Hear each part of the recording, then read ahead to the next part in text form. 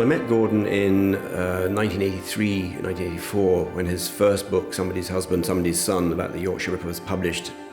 I've worked at Faber for 20 years, since I was 21. And I was lucky enough to work with people like Ted Hughes and Seamus Heaney.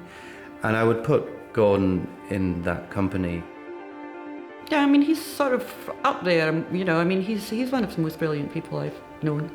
He had a very strong sense of who he was and where he came from, and also he was very funny and nice to be with, good company. Such an intelligent person. When you got to know him, he was incredibly funny and just very bright and fantastic to talk to.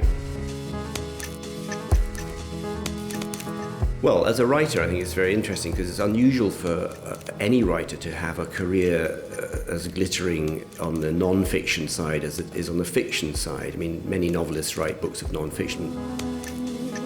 Gordon sort of divided his writing between the two and did them both really, really well. I loved Alma Cogan.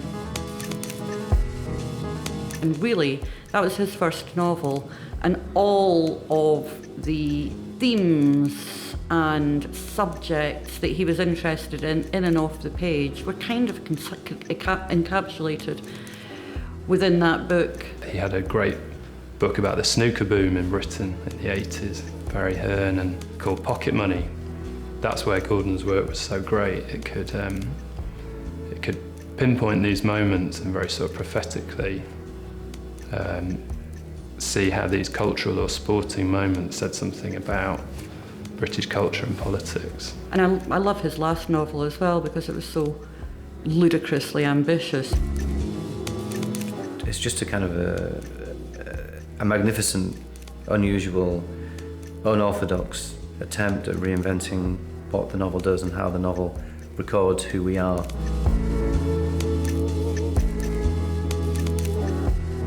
There isn't a week goes by when I don't look at something in the news or in culture and think, what would Gordon have made of that? He would have known what to say about that.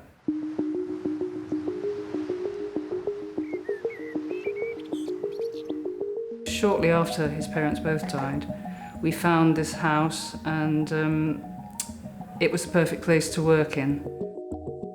Basically, when he realised he wasn't going to be able to use it that much, he wanted it to be kept, and he wanted people to be able to go and work there, which is what he'd wanted to do there, and he thought it was a great place to work in. Well, we wanted to do something that would really continue Gordon's legacy. The Gordon Byrne Prize represents quite a lot of things. It sets out to find people who reflect his sensibility, which, as I say, is an unusual sensibility because it comes from the north, it comes from the working class. It takes in non-fiction, fiction, crime, true crime, reportage, sports writing, writing about art. There are no boundaries to the prize. The only boundaries are, does this loosely fit the Gordon Byrne sensibility?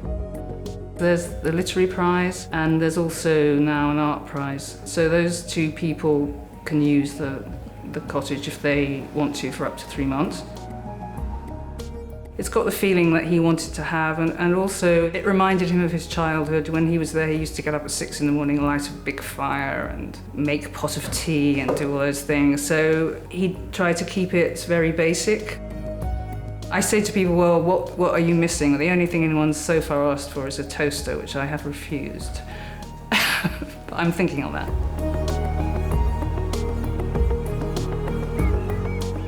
People are going so far, they don't seem to be the usual suspects. That's something that I think he would have been very happy about.